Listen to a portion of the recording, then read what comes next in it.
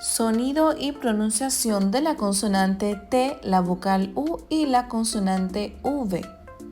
La consonante T suena como T en inglés. Esta suena como en español, por ejemplo, tie, nudo o lazo, tie, totter, bambolear, tambalear, totter.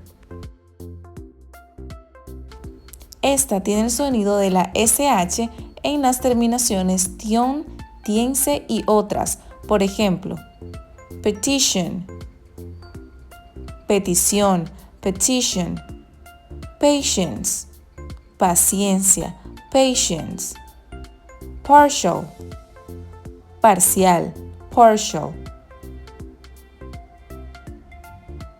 También tiene el sonido de la CH española en la terminación ture y antes de la I y la U seguidas de vocal. Por ejemplo, nature, naturaleza, nature, mutual, mutuo, mutual, virtual, virtud. Y recuerda que la T es muda en algunas palabras. Por ejemplo, often, a menudo, often. Listen, escuchar, listen. Hasten, darse prisa, hasten. Soften, ablandar, suavizar, soften. La vocal U suena como U en inglés. Esta suena como U al final de sílaba acentuada y antes de una consonante seguida de la E muda. Por ejemplo, produce, producir, produce. Mute, mudo, mute. Duty, deber, obligación, duty. Universe, universo, universe. También tiene un sonido muy parecido a la O española. Por ejemplo, nuts, nuez, nuts. Submit, someter, presentar, submit. Pero también tiene un sonido parecido a la U española. Por ejemplo, rule, dominación, regla, gobernar, dominar, rule. Push, empujar, push.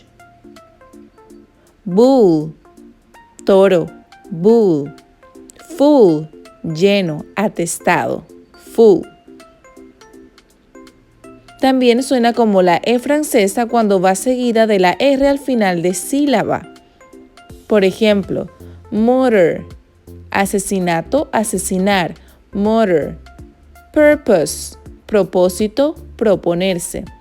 Pursue, seguir, pursue. Y por último, tiene sonido de U española cuando va precedida de la Q. Por ejemplo, quality, calidad, cualidad, quality. Quack, charlatanear, charlatán, quack. La consonante V suena como V en inglés. La V suena más fuerte que en castellano.